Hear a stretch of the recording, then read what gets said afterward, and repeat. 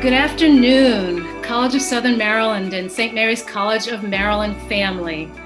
I'm Sybil Anderson, Executive Director of Equity and Inclusive Diversity at the College of Southern Maryland, and I am absolutely delighted to welcome you, our community, to Indivisible, a post-election debrief, the culmination of the 5-part citizen engagement series, Informed, Engaged, and Empowered equals Ready, Set, Vote. This series has been a partnership of the College of Southern Maryland and St. Mary's College, and we are grateful to have both of our communities together today to process this roller coaster of an election. Last week, I saw a meme that said, with all this stress eating, I'll reach 270 before either of the candidates. Of course, this election has been unsettling for many of us. Perhaps that's why you're here. Well, good, because our focus today is on how we can move forward together. Yes, we've given today's event the title Indivisible. And yes, I've heard more than a few people say that maybe our divisions are too deep to hold us together as a nation. Our differences are not just matters of opinion that we can simply set aside, but differences in core values. So many are asking, should we divide and form two nations? That's a sobering question. But today, we are one nation. We continue to ride this roller coaster together, and it remains a very challenging ride. What sense can we make of that? And how shall we move forward? Well, I'm grateful that today we have wonderful colleagues, professors, and staff to help us answer these questions. We'll begin with an opening thought from Professor of English and French and wonderful poet, Neil Dyer. Then we'll get some additional clarity as political science professors Todd Eberle and Antonio Ugas shed light on where we are right now, today, in this election. We'll have time for Q&A before Jennifer Fassel, a magnificent counselor, guides us through a period of open reflection, assisted by our chat moderators, Jennifer Van Corey and Melissa Chambers. And then we'll end, as we will have begun, with poetry by Professor Emeritus of English and former Poet Laureate of Maryland, Michael Glazer. Before we begin, just a few more notes. First, for the Q&A and reflection segments, please post your thoughts and questions using the chat feature at the bottom of your screen. Melissa and Jennifer will read them aloud and we'll get to as many as possible in our allotted time. Second, if you need to use the closed captioning feature, please click CC on the bottom of your screen. And then finally, just a friendly reminder to please maintain a decorum of respect and civil behavior. These days are hard enough, so let's be kind to each other. And so now, let's begin. It's my great pleasure to welcome Professor Neil Dyer, poet and professor of English and French, who also teaches mindfulness. Thank you, Professor Dyer, for helping us to settle in to this afternoon. Welcome. And thank you, Sybil, for organizing this very important event. And what an eloquent intro, so thank you. I'm going to begin with a poem. I stole the title from the title of this event. It's called Indivisible. An epigraph from John Milton's Paradise Lost to begin it. What in me is dark, illumine. What is low, raise and support. That to the height of this great argument, I may assert eternal providence and justify the ways of God to men. Today, the tree guys came to cut the massive magnolia. Now light shines with the brilliance of 1,000 suns. We may not know the implications of cutting away, of pruning, of starting over again, but the height of this great argument could be reduced to one line. The ways of God to us are vast and curious, if you believe in them. If you don't, the assertion of eternal providence could well have meant the massive magnolia tree should have stayed cluttering the gutters, blocking the sun. But there will be more growth, more elections, ballot boxes, more choices, to either block out the sun or to let her in.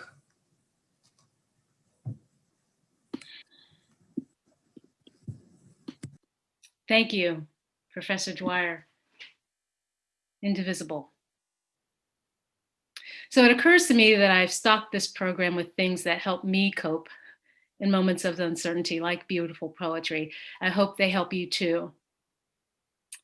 Information is another thing that reassures me in moments of uncertainty. So please join me in welcoming next someone whose political analysis is frequently and rightly sought after by the Washington Post, Baltimore Sun, public radio, and other outlets. Professor Todd Eberle will now help us make sense of where we are with this election. Welcome, Professor Eberle. Thank you. I appreciate being asked to join this panel today. I'm just going to try to provide some sense of where we are, this being, I guess, the longest election day that we've had in a while. It's hard to believe that it was a week ago that we were sort of waiting for polls to close so we would see how things turned out. But I think there are a couple of things that everybody needs to celebrate.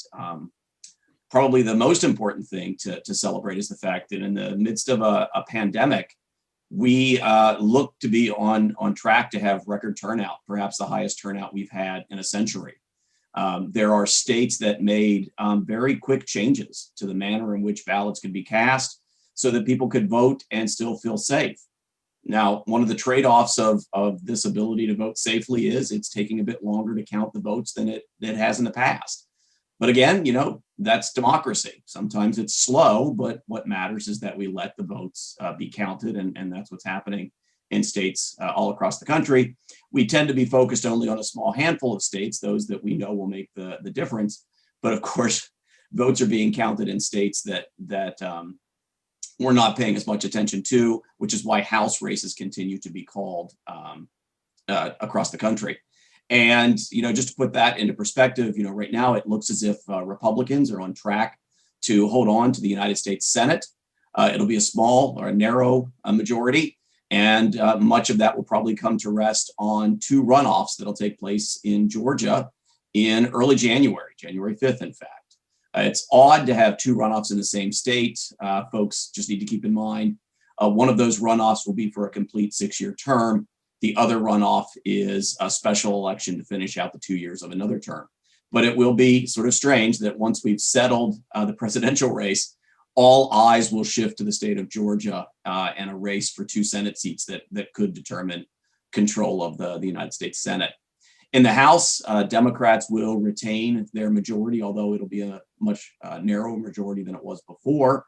Republicans, it should be said, had a really, really good night last Tuesday night. It was a very good election for Republicans if you don't look to the top of the ticket. In the Senate, they did much better than was expected. In the House, they picked up seats when they were expected to lose seats.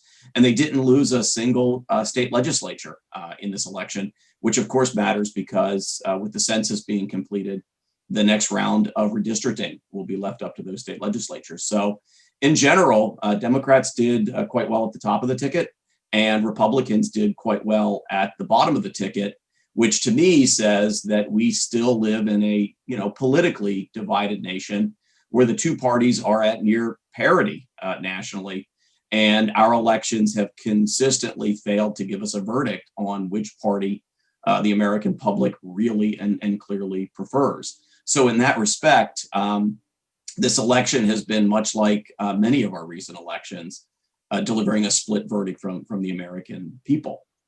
But to talk a little bit about the presidential race, at present, it can be safely and correctly said that former Vice President Joe Biden is on track to win 306 electoral votes, which would be the mirror image of 4 years ago when Donald Trump won with 306 electoral votes. The constellation of states is a little bit different, but it will be the same 306. If you look at those key battleground states in Wisconsin, Joe Biden currently leads by roughly 20,000 votes. That's just a little larger than Trump's margin of victory in Wisconsin 4 years ago. In Pennsylvania, Joe Biden leads by roughly 47,000 votes. Based on the mail-in ballots still being counted, that's expected to grow. That already exceeds President Trump's margin of victory in Pennsylvania 4 years ago. In Michigan, Joe Biden has a lead of roughly 145,000 votes, which is considerably larger than President Trump's win 4 years ago. And I start with those three states because, of course, Wisconsin, Pennsylvania, Michigan, the so-called blue wall, those were the three states that were central to President Trump's victory 4 years ago. When he flipped those, he secured his win. Joe Biden has flipped them back and flipped them back by a margin that exceeds Trump's margin from 4 years ago. But in addition to those, Biden has also flipped the state of Arizona, currently with a 14,500 vote lead. There are some outstanding ballots still in Arizona. They are predominantly in Maricopa County, which is a politically divided county, and Pima County, which is overwhelmingly Democrat. So Biden's lead is expected to hold. And in Georgia, Biden is ahead by 12,000 votes. There have been no credible claims of fraud or irregularities as yet. The Trump campaign, as we know, is pursuing their legal avenues, whether it be for recounts or for claims of fraud. But so far, with the exception of some minor issues regarding how close observers can stand to the ballot counting, there have been no significant victories in that regard. And it's probably important to keep in mind that to try to reverse the outcome of where this election stands, there would be a need to reverse Biden's margins, his victories, in three states of the ones that I've listed. It wouldn't be enough to do it in just one. If we do move to recounts in some of these states, that'll be automatic because of the margin. It's actually important to keep in mind that we've had recounts in American history. Just in the last 20 years, there have been roughly 5,800 statewide elections, and there have been about 30 recounts in all of those elections. In three of those 30, the recounts actually overturned the outcome of the race, but in all three, the margin of victory was actually less than 0.05%. Just to put that into perspective, Biden's lead in Georgia, which is 0.3%, is 6 times that margin. His lead in Wisconsin and Arizona is 8 times that margin. His lead in Pennsylvania is 14 times that margin, and his lead in Michigan is 54 times that margin. So it's unlikely that recounts would change where these votes stand. Recounts rarely change more than a couple of hundred votes. So really the key at this point is to identify fraud in the level of tens of thousands of votes is what it would take to change the outcome. So just very quickly to sort of understand why this election went differently than 4 years ago, it's because there were some really important demographic shifts that took place this time around. And we know this from looking at the exit polls of people who voted early and the people who voted on election day. Donald Trump carried men, for instance, by double digits 4 years ago. He won them by only 8 points this time around. Hillary Clinton won only 37% of white voters 4 years ago. Joe Biden increased his margin among them by about 5 points, carrying 42%. Among working class voters, Donald Trump and Hillary Clinton had split that electorate. Joe Biden won them by 15 points this time around. Donald Trump did improve his margins among Black and Hispanic voters, mainly by claiming those who had voted third party 4 years ago. And this helped him in states like Texas and Florida. But it was the gains among white working class voters that especially helped Joe Biden, especially when it came to reclaiming that blue wall of Wisconsin, Michigan, and Pennsylvania. So that's just a little bit of a dive into what we know so far about the election and where things stand. And I'll be happy to answer any questions that folks might have later. Thank you so much, Professor Eberle. And yes, I want to remind everyone that you can post questions, thoughts, comments into the chat at any time, and we will come to Q&A in just a few moments. But thank you again, Professor Eberle. This analysis is really, really so very helpful. You just don't know. Also helpful, everyone, is to see your faces. It's great to see you. So now I am really delighted to welcome back Professor Tony Ugas, Director of the Center for the Study of Democracy, who has been a wonderful partner in standing up this entire series. Professor Ugas's research specializations are democracy, electoral systems, and electoral integrity. So we're very fortunate to benefit from his expertise today too. Welcome, Professor Ugas. Thank you, Sybil, and thank you, Professor Eberle, for that excellent analysis. I'd like to shift our attention to another important dynamic in this election, which Professor Eberle touched on, and that is election integrity, and really look at how the American public thinks about this topic. So one of the persistent messages emanating from some of our political leaders is that the election has been fraudulent and that there was widespread cheating. While there is no evidence of widespread or systematic electoral fraud or manipulation in the 2020 elections, public perceptions of election integrity do indeed matter for our electoral system, for faith in that system, and our democracy more broadly. In this way, it's important to understand how the American public thinks about and feels in regards to the integrity of US elections and our political system. To accomplish this, I want to turn our attention to the results of the Center for the Study of Democracy's 2020 study on democracy and elections in America. This is a new project, a project based on an academic study of attitudes on democracy and elections of US residents, US citizens, before and after the November 3rd elections. So the objective of this study is to educate and inform the public and provide a basis for civic engagement at St. Mary's College of Maryland and the larger Southern Maryland community. Now, there are many ways to think about and present this topic. Today, I'll present some of the preliminary findings from our pre-election study. I'll begin by exploring one of the fundamental aspects of the voting process, that is, whether voters are confident that the vote that they cast will be counted as intended. So to answer this question, and I think we have a slide there, right? We asked a random sample of about 1,500 adults the following question: how confident are you that your vote will be counted as intended? So according to our study, an overwhelming majority of respondents were confident that their vote would be counted as intended. Most respondents indicated they were fairly confident, about 39%, or very confident, about 40% on this measure. It's a very positive trend, given the perceptions of election fraud and the claims about votes being altered or whatever else, or that votes would not be counted, etc. Of course, we see also that about 1/5 of respondents expressed some doubt on this measure.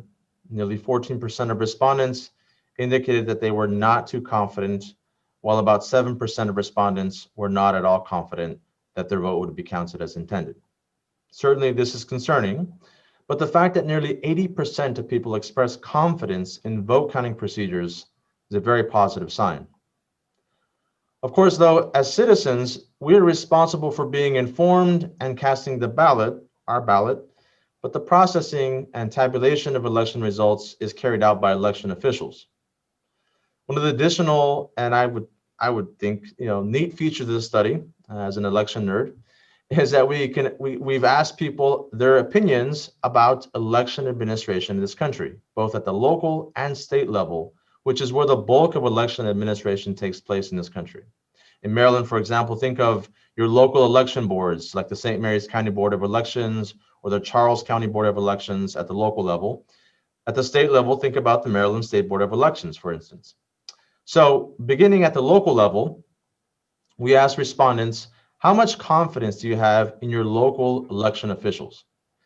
And according to our study, the majority of respondents have confidence in their local election officials. In fact, over 90% of them do. About 40% of people expressed a fair amount of confidence, while about 31% of people expressed a great deal of confidence in their local election officials. Now keep in mind, there are over 3,000 local level election offices in the United States. Overall, this is great news for these offices and the individuals staffing them who are carrying out the bulk of election administration in this country, really the people who are running and making elections work in this country.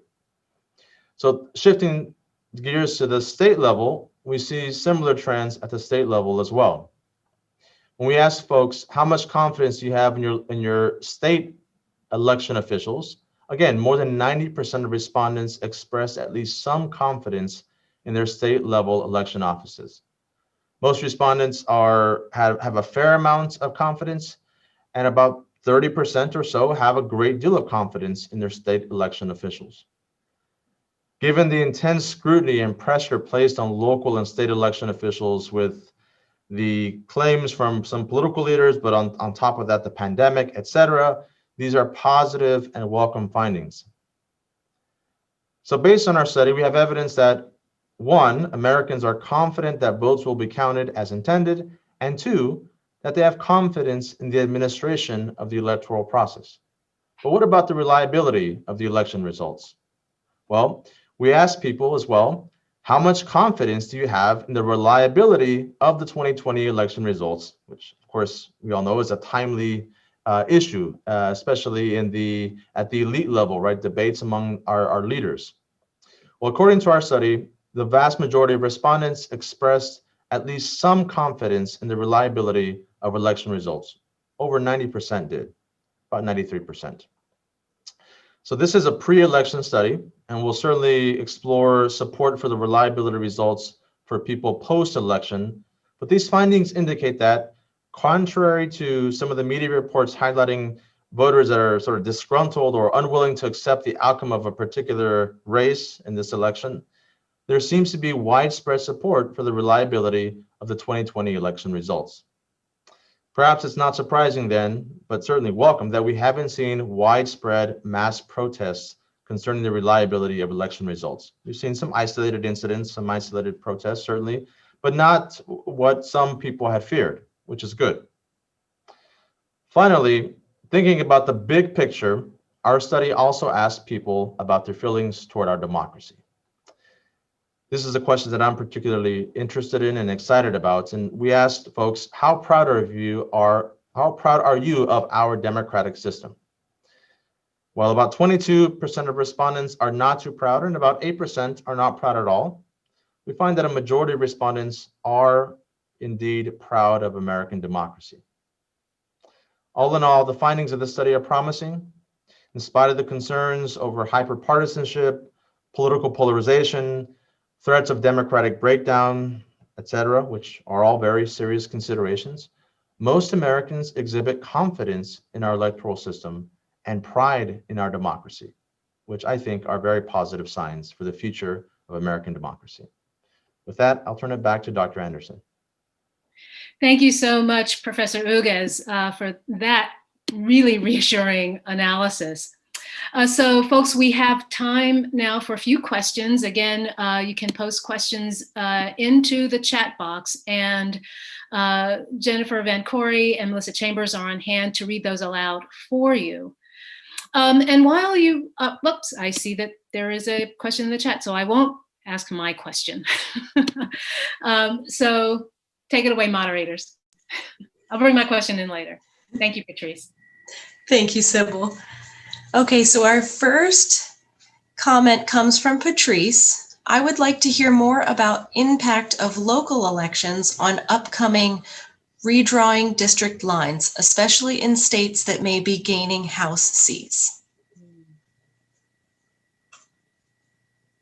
Well, I mean, I can speak to that a bit. Of course, that's one of the reasons why both parties were hoping to make gains in legislative districts, because they wanted to have control of state legislatures for the redrawing of these districts. But what has happened, of course, is really no district control, no legislative control has swapped as a result of this election. So the folks who would have been in charge of it beforehand will be in charge of it afterwards.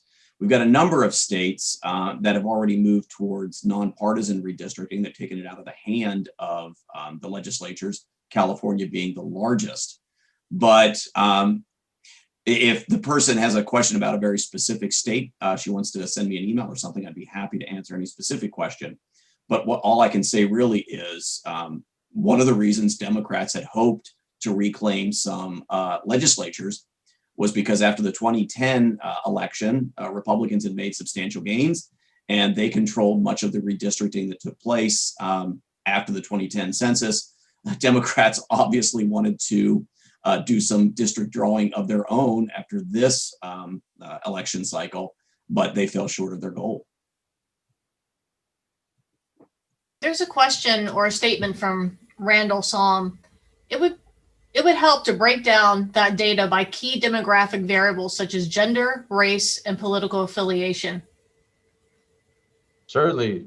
All right, those are some of the important cleavages in our population that was surveyed. Today, we wanted to just break down some of the basic survey items that we thought were most important, most interesting. But the Center for the Study of Democracy will be providing regular updates, breaking down these items by those important demographic variables. Of course, we don't want to make this an opportunity to divide. We want to make sure that we provide some reconciliation and look at support for democracy as a whole. But those are certainly variables that we will be looking at in the future. Thank you, Professor Ugas. And I do have a question, and forgive me if you actually addressed this in your opening comments. I was doing things. But my question is whether you will also do some post-election analysis of the very same questions. I'm wondering if attitudes are shifting before versus after the election. Sure. Yeah, so this study, one of the neat features of it is that it's a pre and post-election study. And so we are asking some of the same respondents to participate in the study before and after the election. And so this is a great way of capturing that exogenous variation of the election results on attitudes with these types of questions that we've asked. And so we can have, we'll look at how attitudes change based on the election results and some of the messages coming from leaders, and if there's recounts, that probably will be affecting some of the attitudes as well. So we'll have some of that a little bit the end of this semester before the end of the year, but also certainly next semester we'll have some larger, more in-depth presentations. Thank you for that. And actually be interested in hearing from both of you an answer to this next question that I have. So we began this series with a tribute to Senator Mike V. Miller, and the focus of that discussion was moving more in the direction of bipartisanship. So one of the things that Senator Miller says often, and that Governor Larry Hogan also says often, is that a pretty noticeable difference between Capitol Hill politics and politics, at least in the state of Maryland, is that there is in the state of Maryland sort of a commitment to reach across the aisle, that there's more bipartisan collaboration and sort of a spirit of that, of teamwork, of working for the good of the state. What do you think are our prospects, especially given, Professor Eberle, as you said, Democrats won the top of the ticket, Republicans won the bottom.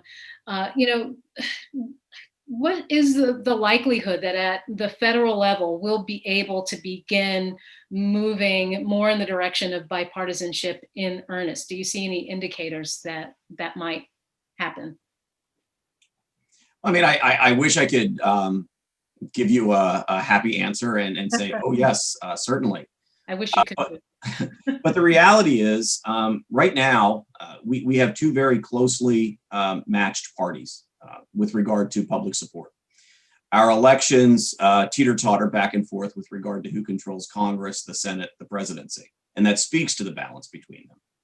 And both parties, quite frankly, have come to the realization that the best way to motivate voters is to emphasize those issues that divide us.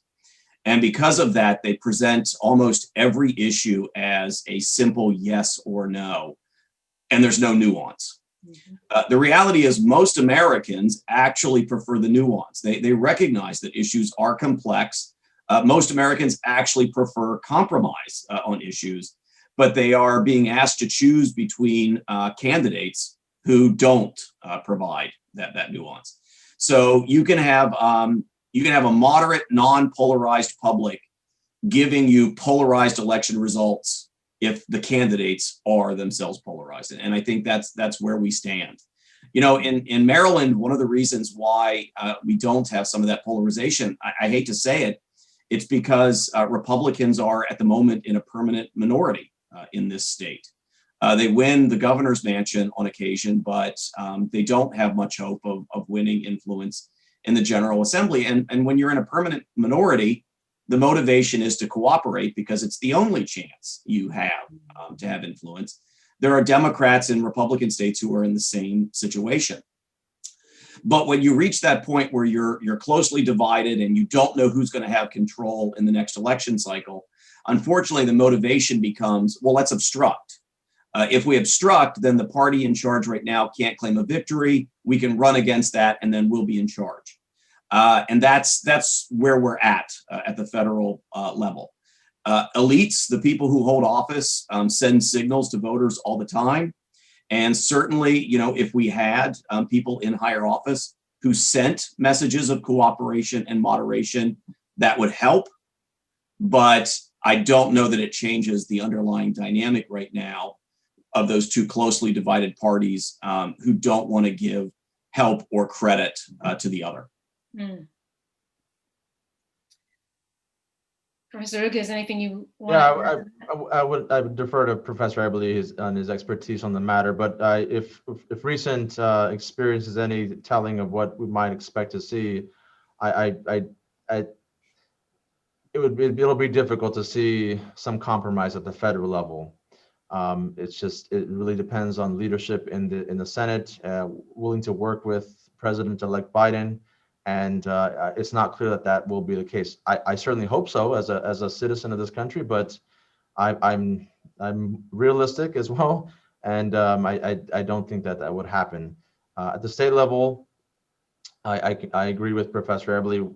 Democrats have a significant advantage, and it looks like that's the leverage will be in their favor as the amendment to modify the state budget was passed, and so that might give them a little more leverage over the governor, especially in context of divided government. So, but certainly agree with Professor Eberle on that.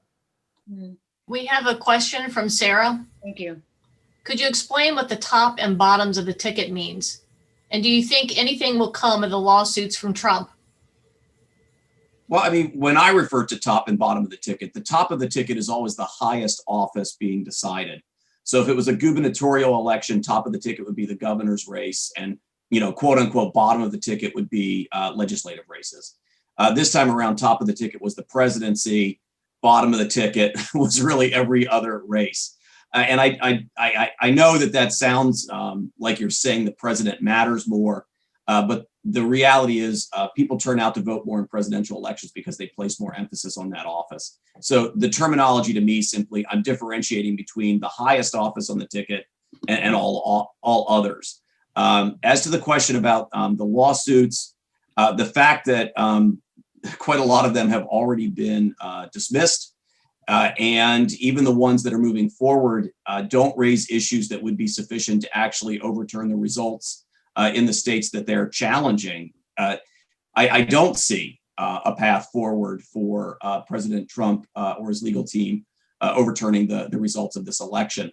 There simply haven't been any credible claims of fraud. Unfortunately, we live in an age when, thanks to social media and the internet, people can find, I guess, whatever evidence they want to find, but there's a difference between, evidence and credible evidence. And right now, there simply isn't anything credible to suggest that anything unusual or untoward happened in this election. Thank you, Professor Eberle.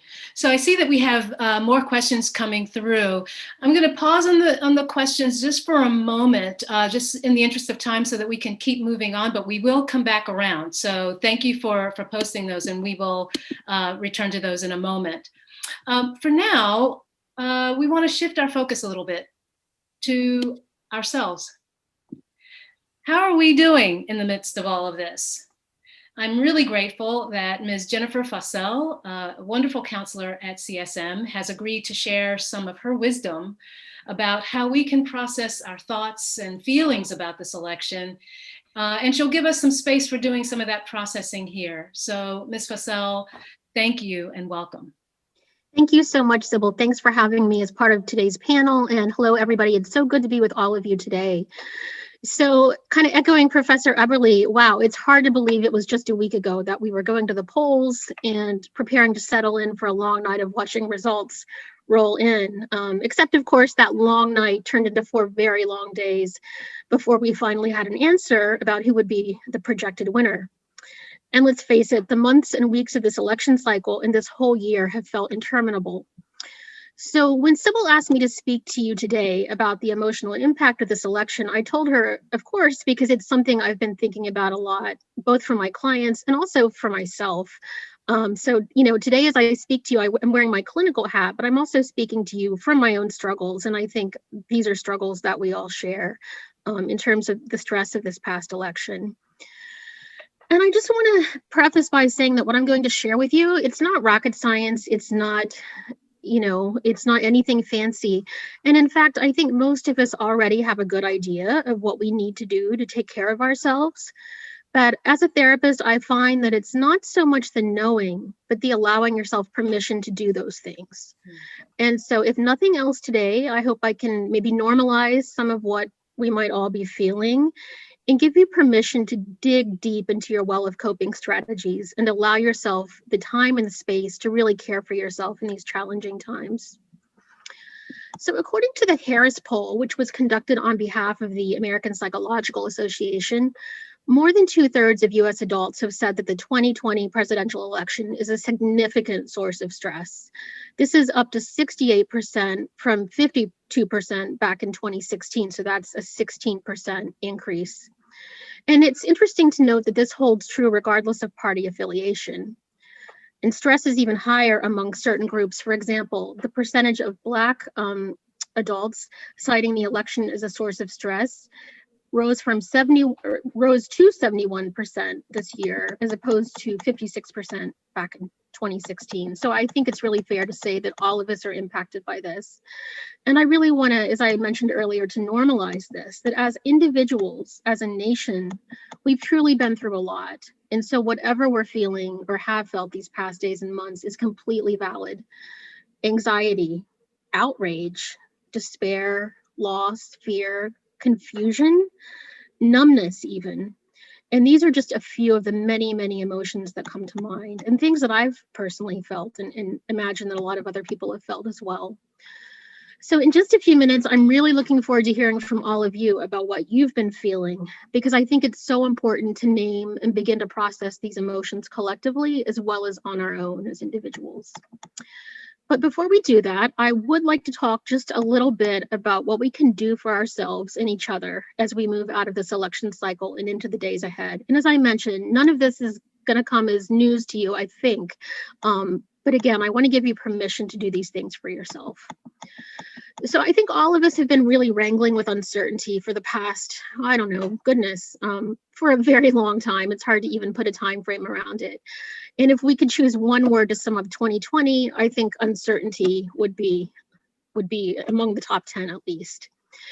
And as human beings, one of the hardest things for us is just not knowing. I think we're hardwired to crave certainty and information. I know, Sybil, you mentioned you love information. It helps you feel better and more grounded. I'm the same way. And so I think this is a good reason why so many of us found ourselves glued to the internet, television, Facebook, Twitter in the days and weeks leading up to the election. And, now a big part of the uncertainty is settled. We do have a president-elect, but lots of uncertainty still remains. What will the transition look like? Every new news cycle brings more and different kinds of uncertainty. And don't forget, we have all of this on top of the COVID-19 pandemic, just a lot. So what can we do to manage this uncertainty?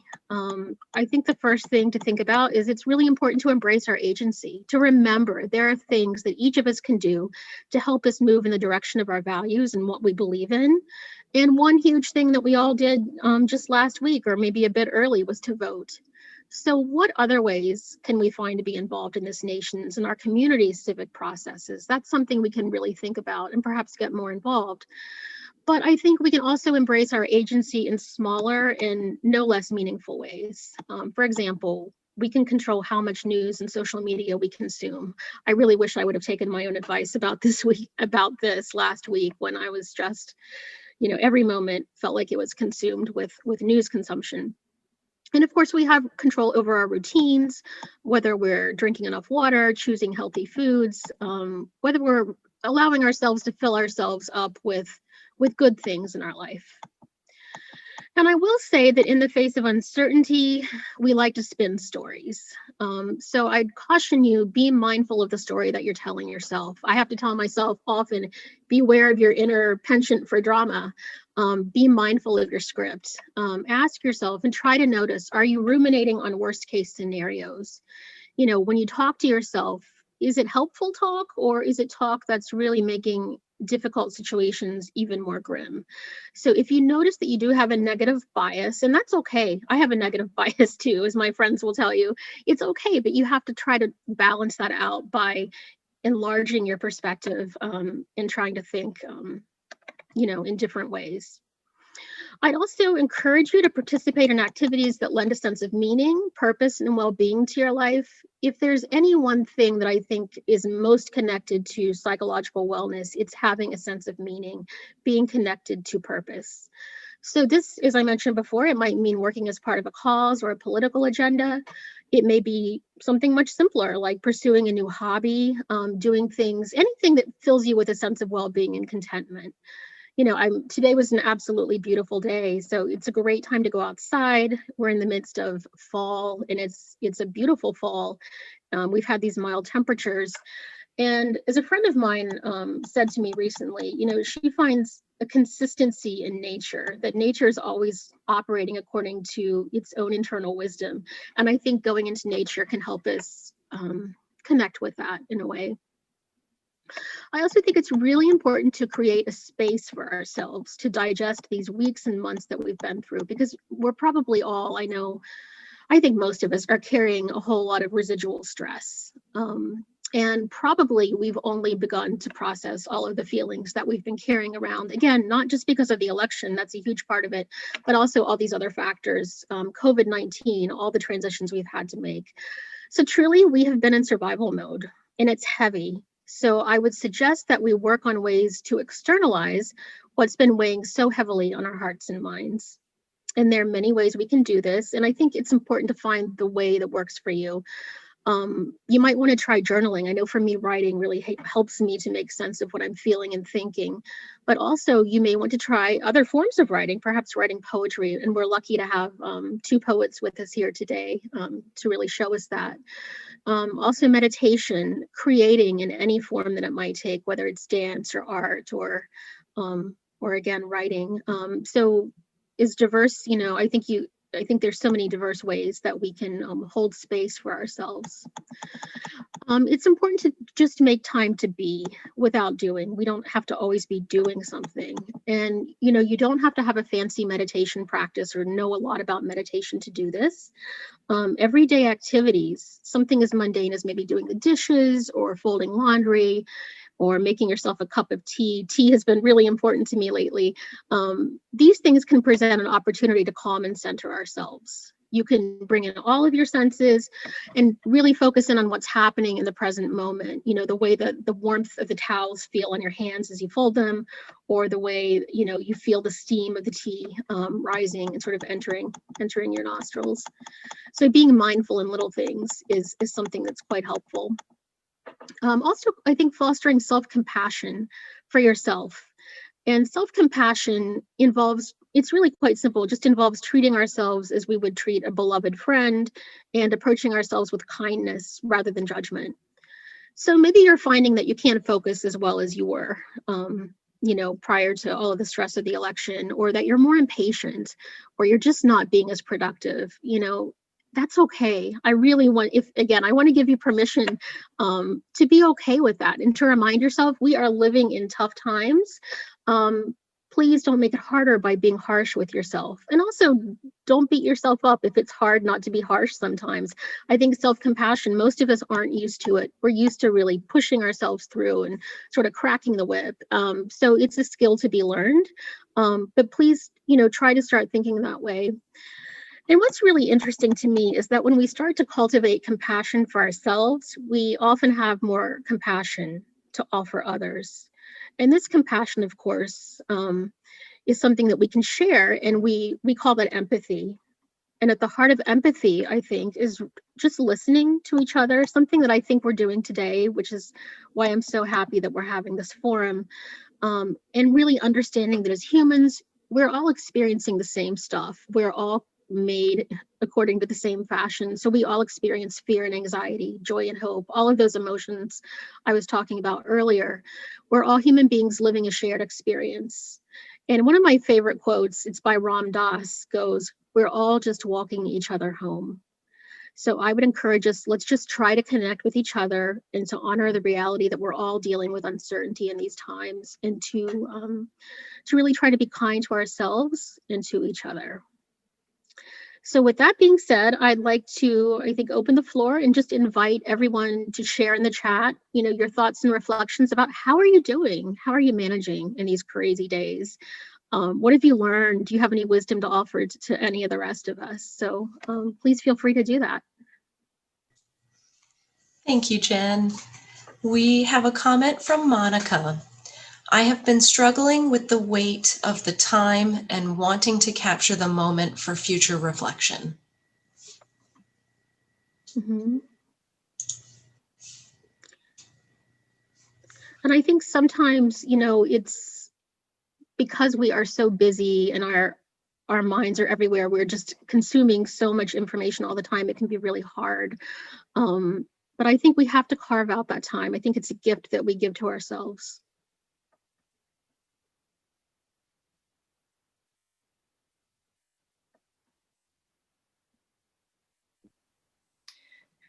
Regina said we didn't have to read this, but I'm going to read it anyway, Regina. Very well said, Jen. Thank you for those words and recommendations. I think the election coverage on top of COVID has been almost too much. Yeah. Encouraging balance is a wonderful tip. I wholeheartedly agree. Thank you for that, Regina. And thank you. Thank you, Gina.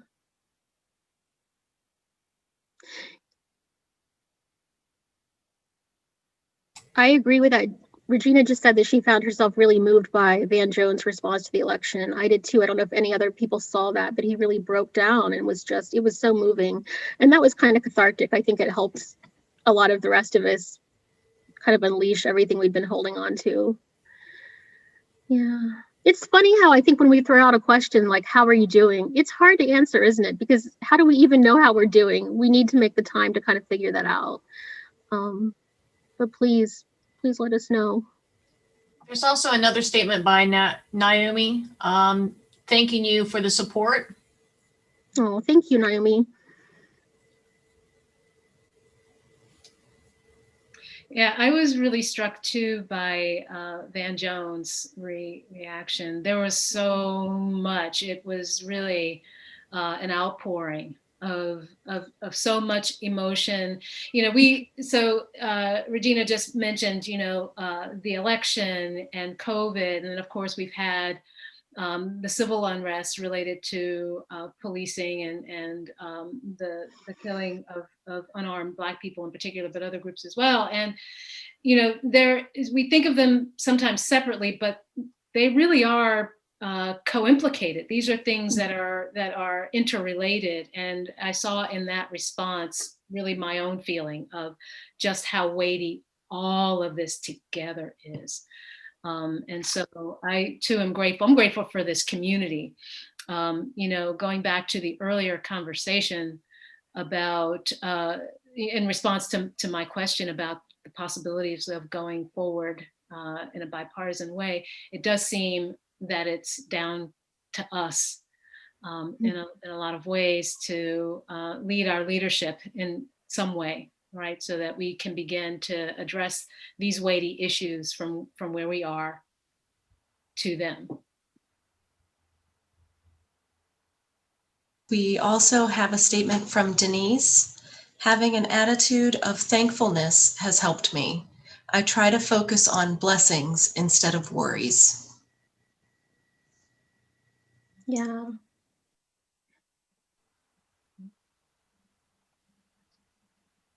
There's also a question from Lisa. Will the laws or ruling states pass to, I'm sorry, will the laws or ruling states pass to ensure public safety this year be permanent changes? I'm not sure about that. Does anybody on the panel want to take that? I'm not certain what's being referred to there.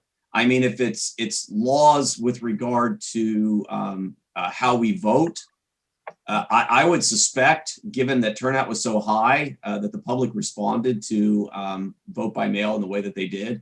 I can't imagine voters wanting to go back to a system where it's harder to vote. So I suspect that a lot of the expansions that, states that didn't really have mail-in voting before, if they try to change the law or dial it back, I suspect they face some significant pushback. Court rulings often pertain only to the case at hand. So if a deadline was extended or something, that wouldn't carry into effect for an upcoming election. And I mean, if I may, I know a couple of folks have asked questions about what to do during the holidays if you've got polarizing discussions. I'm a political scientist, and this is probably outside of my purview, but my father and I do not agree on politics, but who cares? My father and I love each other and have known each other my entire life and have a lot of other things that we love to talk about. The simple reality is there's no reason why politics need to dominate family conversations if it's going to create difficulty. Focus on the things that you love about each other. Focus on the things that bring you together. And if you're able to see family, focus on the fact that you're actually able to spend time with them when many others aren't because of COVID. There are a lot of us, my family included, that won't be seeing loved ones because we don't want to take that risk. So just understand, politics may divide us. Politics has long divided people in the United States. That doesn't mean families can't get together and enjoy, what makes them family. We also have a question from Monica. How can I document my emotions, thoughts, actions to explain what I am experiencing now? Hard to know where to start. Hi, Monica. I would say to that, it is hard to know where to start sometimes. There are some wonderful journals that are on the market that you can look for that have prompts. I don't know, Monica, if you're a student at CSM, and if you are, I would encourage you to get in touch with me because it's something that we could talk about one-on-one, and I could help you do that. But I think sometimes just checking in, asking yourself, what is one word that describes how I'm feeling in this moment? And then maybe doing a couple of bullet points. Okay, what worries might I have? And then maybe finishing up with, okay, what is one thing that I can do to address how I'm feeling right now? And some of it you may not be able to do anything about. It's just kind of allowing yourself to feel, but not feeling like it has to be this. You don't have to write 10 pages. You can do a few bullet points and just a word kind of capturing how you feel. If you'd like to talk more about that, I'd be happy to talk with you one-on-one. Thank you, Jen. And, I want to thank Darius and Ellen, too, for their questions about, the polarizing discourse with family and friends, especially over the holidays. This is, in some ways, I love the answer that Professor Eberle gave, but I think there's another layer of this that may be lurking in a lot of people's minds. And it goes back to what I said earlier about the perspective of some that these differences run really deep down to core fundamental values, and there are conversations people are having about human rights. And that becomes more difficult to navigate with people you love when you have different core values. And maybe the guidance for holidays, and Jen, I'd be interested in your thoughts on this, but maybe the guidance is, to save those deeper conversations for another day. And to heed Professor Eberle's advice to focus on the gift of being able to be with family and to focus on the things that you share and the love you share, and to circle back to those deeper issues, which are very real, at another time, but to find the right time to engage those. What do you think, Jen? No, I agree with that. I think those are discussions that, we can't always avoid or should avoid. So it's important to talk about them at some point. I'm friends with some people who I'm sure we may not talk about it, but I'm absolutely sure that our political ideologies don't line up and are probably our core values, but I can find something to appreciate about them. I think one thing that helps me navigate those differences is to think about vulnerability, to think about my own vulnerabilities, and to think about and that helps me. Maybe that's part of empathy. If I can think about my own and what my own fears are, I can think about what might be motivating someone else in their views. And I'm not saying that all views are created equally, that all are alike, but I think it's a starting point to think about where those vulnerabilities might connect and how that might help me not agree with or even entirely understand, but at least begin to hear what someone else is thinking or feeling. Yeah. So thank you for that. And again, thank you for that wonderful guidance that you gave us earlier, the suggestions, recommendations, fantastic. And I want to thank Melissa and Jen again for helping to moderate the Q&A and this period of reflection. So before we close, I really want to thank all of our presenters today for being here for us, helping us indeed to make sense of where we are, and encouraging us to even just take one positive step forward, whether that step is for ourselves, for our loved ones, for our community, or indeed for our nation. I also want to give a huge shout out to our series partners. This series has been a dream come true for me, but certainly I know for many of us on this call. And so thank you to our partners from St. Mary's College of Maryland, the Center for the Study of Democracy. Thank you, Professor Uges. And also at St. Mary's, the Student Activities Department. Thank you, Ms. Anisha Edwards-Carter. From CSM, the Thomas V. Mike Miller Jr. Center for Leadership. Thank you, Professor Denise Gilmer-Knudsen. And the Student Life Department. Thank you, Erica Eberle, Ms. Jen Van Corey, and Ms. Melissa Chambers.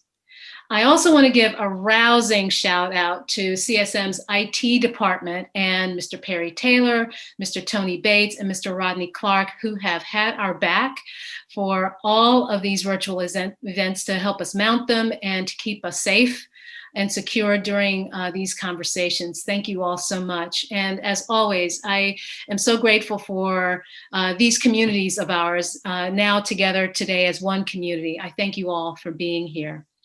And so now with a full heart, I welcome my good friend, Professor Michael Glazer, to give what I think of as a benediction and a blessing, something he's really good at just because he is he.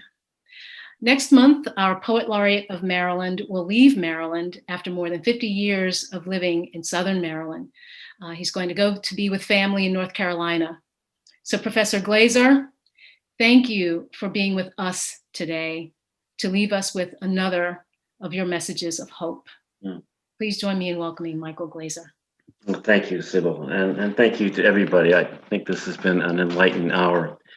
I want to add one thing to it that I think embraces a lot of what has been said but has not been said. And that is, I think that a reason for a lot of the divisiveness and a lot of the feeling that people have of not having agency is because they don't feel listened to, they don't feel heard, that nobody's interested in their story, just their vote. I think, in colleges, we don't have courses on how to listen. Isn't that curious? We can debate and argue and explicate and discuss, but how to listen. And I want to end with a poem that speaks to that, and I think speaks to it importantly. it is a way, particularly with people who have different values than us, of paying attention to who they are, so that they feel heard, so that we feel heard, so that it's not just always divisiveness. It's a poem that I treasure, that our friend Lucille Clifton also treasured, by William Stafford, called A Ritual to Read to Each Other. If you don't know the kind of person I am, and I don't know the kind of person you are, a pattern that others made may prevail in the world, and following the wrong God home, we may miss our star. For there is many a small betrayal in the mind, a shrug that lets the fragile sequence break, sending with shouts the horrible errors of childhood, storming out to play through the broken dike. And as elephants parade, holding each elephant's tail, but if one wanders, the circus won't find the park. I call it cruel, and maybe the root of all cruelty, to know what occurs, but not recognize the fact. I call it cruel, and maybe the root of all cruelty, to know what occurs, but not recognize the fact. And so I appeal to a voice, to something shadowy, a remote, important region in all who talk. Though we could fool each other, we should consider, lest the parade of our mutual life gets lost in the dark. For it is important that awake people be awake, or a breaking line may discourage them back to sleep. The signals we give, yes or no, or maybe, should be clear. The darkness around us is deep. William Stafford. Thank you. Thank you, Professor Michael Glazer. And thank all of you for being with us today. This has really helped me and blessed me. I hope that you all have drawn some strength and comfort from it as well. Here we go. Have a great evening, everyone. We'll see you soon.